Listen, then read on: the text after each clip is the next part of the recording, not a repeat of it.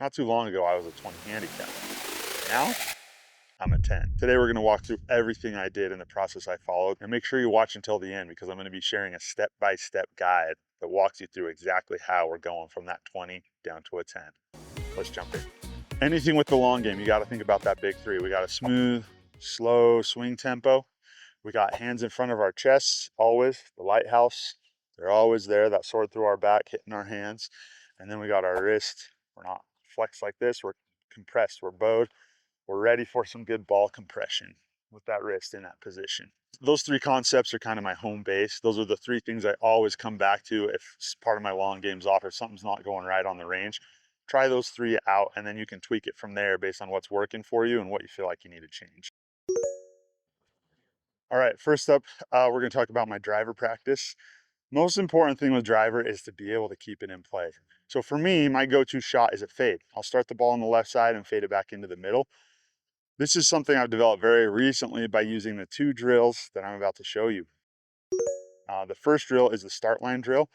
And when we're doing the start line drill, we're not looking at where the ball ends. We're not looking at where it lands. We're not looking at where it finishes. We're just looking at the line it starts on. Because the line that the shot starts on tells you exactly what your face was doing at impact. If your ball starts right, your club face was open for a right-handed golfer. If the ball starts left, right club face was closed. There's no exception. So the way I like to do it, I'll set up my tee shot here, and then I'll grab a little leaf or a twig or a tee, whatever it is, and I'm setting it up on the line that I want to aim the ball. By doing that, it's really easy to see if I hit the intended line. If I didn't hit the intended line and I need to close the club face more, the way I do that is I imagine that I'm loosening a screw with a screwdriver with my left hand. As I'm swinging down, I'm loosening a screw more, and that's gonna help me come through with a more closed face at impact if that ball started right. If it starts left, I wanna do the opposite. If you're opening as you go through impact, that can lose some power. So if you started left and you wanna start more right, instead of tightening the screw at impact, change your grip, okay? So my face was open, that means I need a stronger grip. So I'm just gonna turn my hand, again, like I'm tightening the screw with that left hand, but not turning the grip, just coming around the grip. And that way, when I come through the ball, my club is naturally gonna be more like this, whereas with that weaker grip, it's coming through open. Play around with that on the range, get your start line dialed. If you can get that start line dialed, you're gonna see massive changes in your drives and you're gonna love it. My tendency used to be to start the ball right. So by loosening the screw through impact, not only does that square up my start direction, it also gives me more power because the way the club is moving as it goes through the ball, it's adding just a little bit of club head speed as I get through that ball. So if your tendency is to start right or open face like most golfers, loosen that screw through impact. It's gonna straighten out your shots. It's gonna give you more power. You're gonna love it. Once we have that start line dialed, it's time to make sure we're getting our shape right. If for a right-handed golfer, if your flight goes left to right, that means your path is out to in. So I'm going to show you a diagram here on the screen so you can see what I'm talking about. When you first begin, you want to try to start the ball in a straight line, and then you'll see your natural shot shape and you can adjust from there. Whatever your natural shot shape is, do not try to change this. A lot of golfers are like, I want to hit a draw. That leads to trouble. If your natural swing is giving you a fade, play the fade. There's nothing that's inherently better about a draw over a fade, and it's just going to cause problems if that's not your natural swing. My natural swing's a fade, so I play a fade.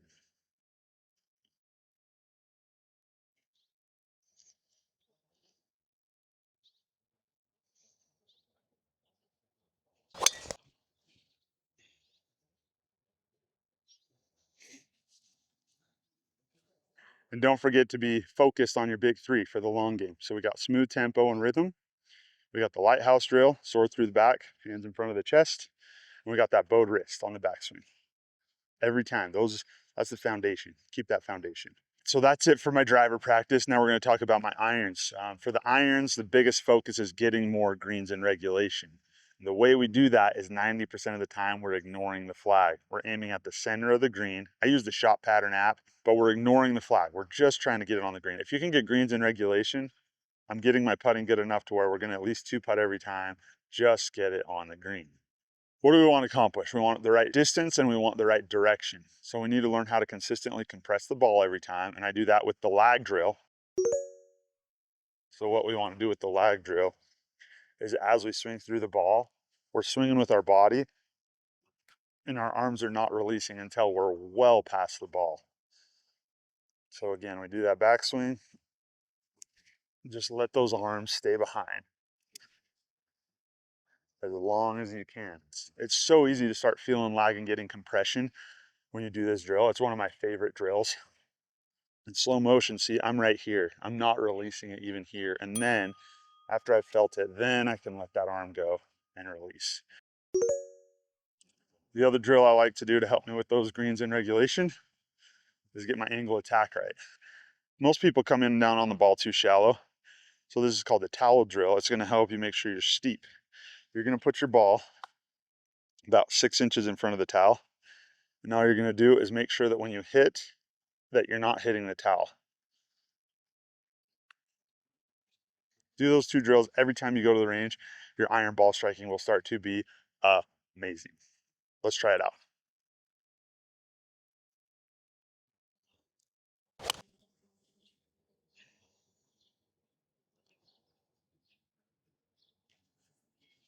That's it for my irons. That's all I do, and I made leaps and bounds with my game.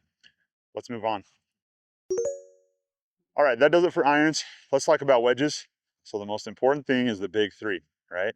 We got our smooth, slow swing tempo. You know I'm easy, easy like Sunday morning. Okay, slow and easy. Lighthouse, sword through the chest, and bowed wrist. Partial wedges, knowing how to hit the clubs the exact distance, you know, anywhere from 130 down to 25 yards. If you've got a stock swing for that, good things are going to happen. Now, the way I do that, that's worked really well for me, is to simplify as much as possible. So for any distance from 25 yards to 130 yards, there's only 4 different swings I'm going to play. The thing that's going to change more with different distances is which wedge I'm using. So my 58, I hit it about 100 yards. So my full swing with my 58 is my 100-yard shot. Then from there, we go 3/4 swing. For me, that's taking my lead arm parallel. That's my 3/4 shot. So 3/4 of 100, boom, I got my 75-yard shot. Next, take my lead wrist to my hip. That's my half shot. That's a 50-yarder. And finally, take that lead wrist to my front, or to my trail knee, 25 yards.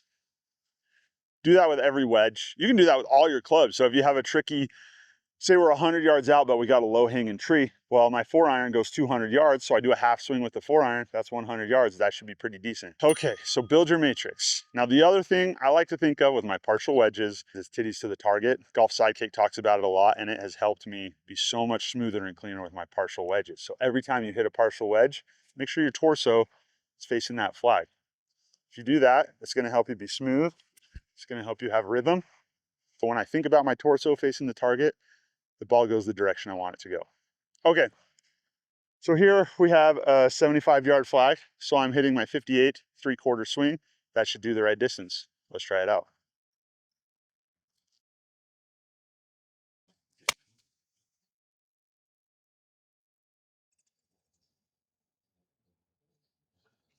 Beautiful. Okay, that's it for partial wedges. Next up, we're doing the chipping. Now, chipping is a pretty easy thing to get better at. It's kind of like putting. It just takes a lot of time. If you put the time and effort into it, you're going to get pretty good at chipping. There's 2 things I like to do for my chipping improvement. The first one is the 18 holes up and down drill. If you only have time for 9 holes, that's fine too. But it's exactly what it sounds like. You're just going to go to the practice green. You're going to choose different holes. You're going to play all of those holes, and you're going to keep your score. So every hole's a par 2, so it's par 36. Keep track of what your score is, and then you can measure your progress over time. Now, if you sign up for the scratch plan, you'll be getting a tracker spreadsheet that helps you automatically enter your scores each time you play, and it'll show you a graph of your progress with that drill, along with 4 other drills, one for each aspect of your game, so you can keep track of your progress, make sure you're moving in the right direction. So let's just play one hole here as an example. Ooh, that's rolling out a little long.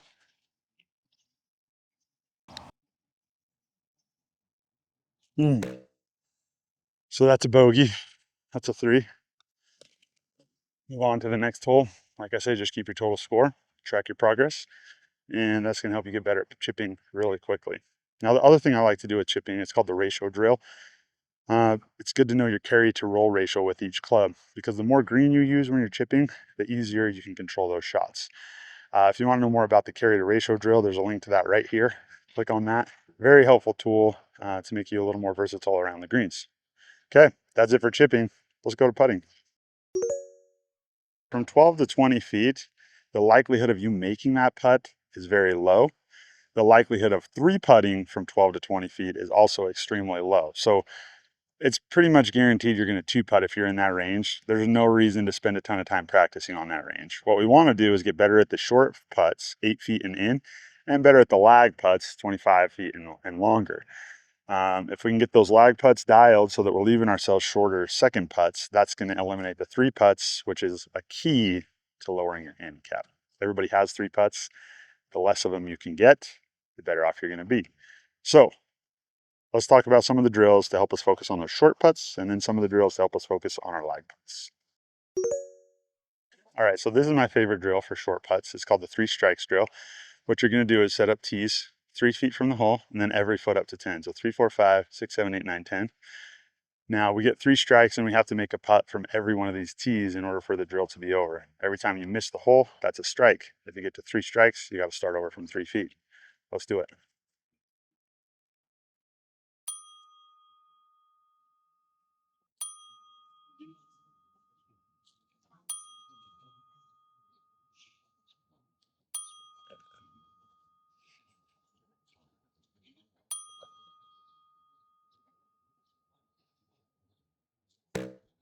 So that's 1 strike.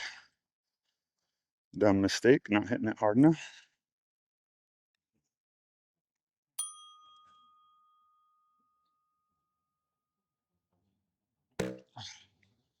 2 strikes.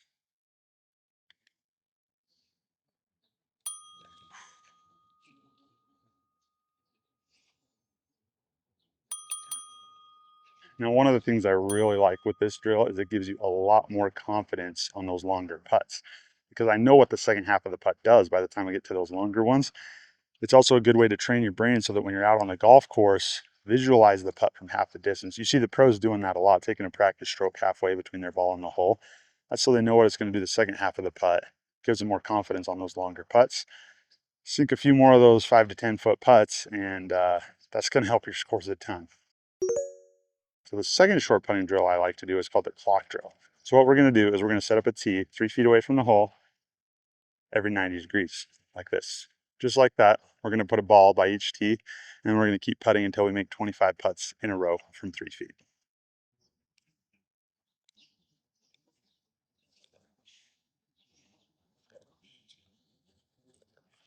Just like that until you get to 25. So when I do that drill, I like to really focus on hitting the dead center sweet spot of the putter. That helps you get a lot more control over your direction and your distance of your putts. And people will tell you labs and line angle balance putters fix that. Well, they do. They help with that, but not completely. It's still important to hit it on the sweet spot. That's going to give you the most predictability. That's going to give you the most predictability with your putter. Why was predictability? Predictability. Why is that so hard to say? All right, that's it for the short putting drills. Next up, I want to talk about a lag putting drill that helps makes 3 putts a very rare occurrence. It's called the 30-foot lag putting drill. What we're going to do is we're going to take 10 paces from the hole, and we have to hit 10 balls in a row within, just like these 4 tees that we set up. We're going to do that again. But this time we're going to take 10 paces away from the hole. We're going to hit 10 balls. They all have to stop within that circle. Once we do 10 in a row, we're done with that drill, like this.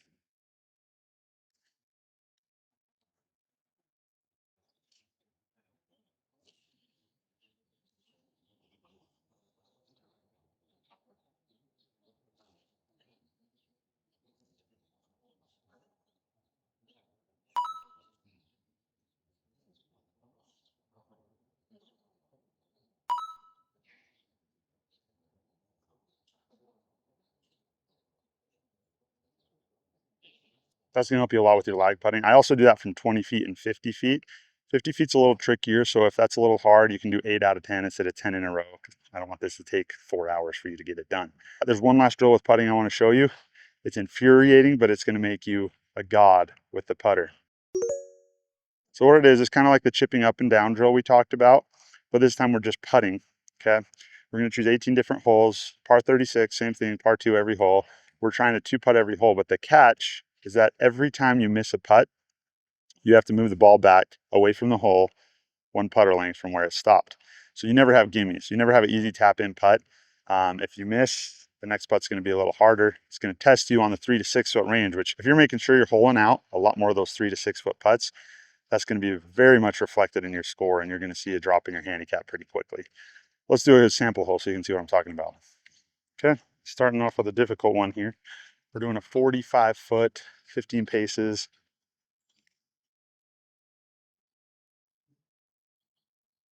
Or a birdie. Now, instead of having an easy 2-foot tap in, we got to draw the ball back here. That's it for the drawback drill. Play 18 holes of that, it'll piss you right off. So that's it for putting. I know that was a lot, but it's a hugely important aspect of working your handicap from a 20 down to a 10. Let's eliminate those 3 putts. You're going to hate that drill. That drawback drill is so infuriating, but it's so good for your putting game. Try it out. Let me know what you think of it.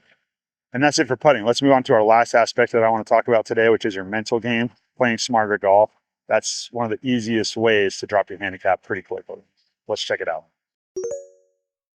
Okay, we've made it through driver, approach, partial wedges, chipping, and putting. Now I want to talk a little bit about what I do with my mental game. Most of it is just you got to have self-discipline. When you get yourself into trouble, don't go for it. Punch it out, get into safety, play for bogey.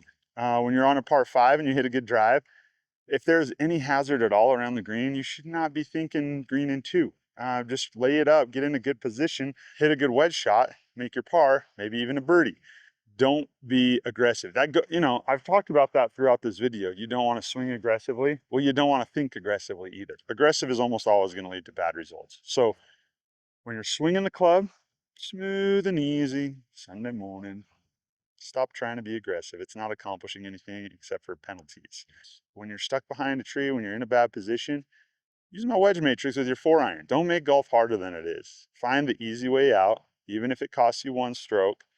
Playing for bogey instead of par is a lot better than hoping for a double bogey.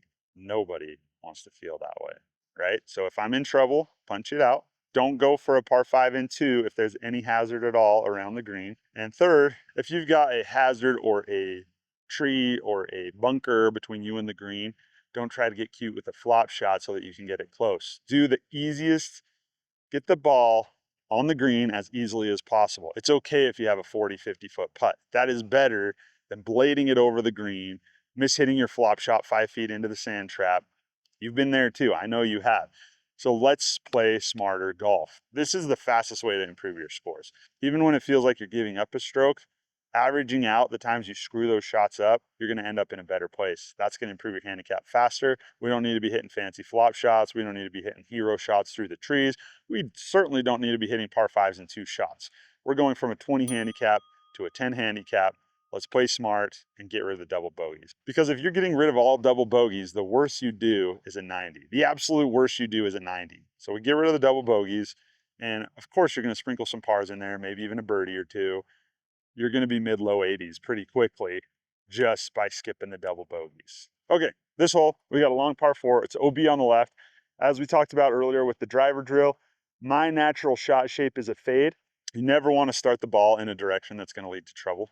So I'm not going to start the ball left in the hazard and fade it back into play. I'm going to start it kind of on the left side of play and fade it back in. Because if you look at this hole, even if I slice it way right, there's no hazard, there's no penalty. It's going to make my approach a lot more difficult, but it's much better than going OB. So we're going to aim kind of left side of the fairway, but not too far that we might pull it out to the left.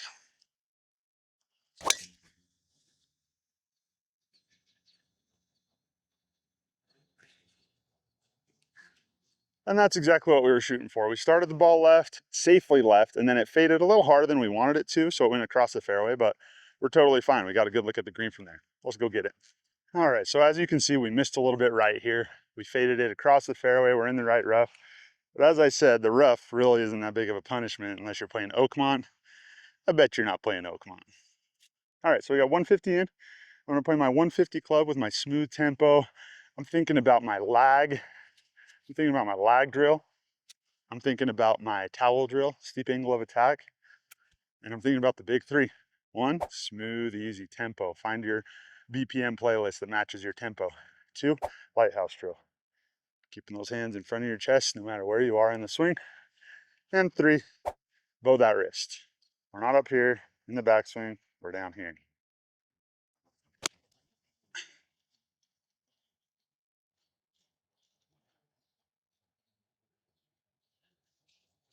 That's what we want to see. I've kind of walked you through today the things that I think about when I'm working on improving my game. There's three foundational concepts that I like to keep as my overarching theme when trying to get better at golf. The first one is getting more greens in regulation. If you get those irons under control, your scores are going to plummet. The second one is no three putts. Everybody has access to a putting green. It's not hard to get good enough at putting where you're rarely three putting. It just takes some practice. You have to be willing to invest the time and effort to get on the putting green and practice. And the third one is just playing smart. No doubles. No doubles means the absolute worst you can shoot is a 90, which is better than a 20 handicap. Now, one of the best things you can keep on mind when you're doing all these drills, whether you're on the driving range or putting or chipping, is mindless practice is going to make you worse, not better. If you're just hitting, putting, chipping, whatever, not really thinking about what you're doing, you're developing habits that are bad habits. So everything you do, you have to be developing the habits that are moving you in the right direction. We're always moving the needle. Whether you're getting better or worse isn't solely based on if you're practicing or if you're not practicing. Your practice has to be intentional, has to be focused on the things that are actually going to make you better.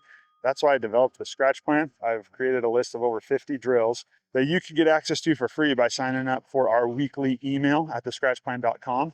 If you want a more customized practice plan, I also have a paid plan you can join where you're going to fill out a form, tell us your weaknesses, tell us your strengths, tell us what you're working on, what you want to get better at. We'll create a custom built plan that focuses on that based on how much time you have to practice every week. And that'll make sure that you're putting in the not only just practicing, but focused practice that's helping you get better at golf. So check it out, thescratchplan.com/your scratch plan. I've got links to the free drills in the description. I've got links to the paid plan in the description. That's exactly what I've done to help me work my way from a 20 to a 10. Check it out. You won't be sorry. Hit them straight.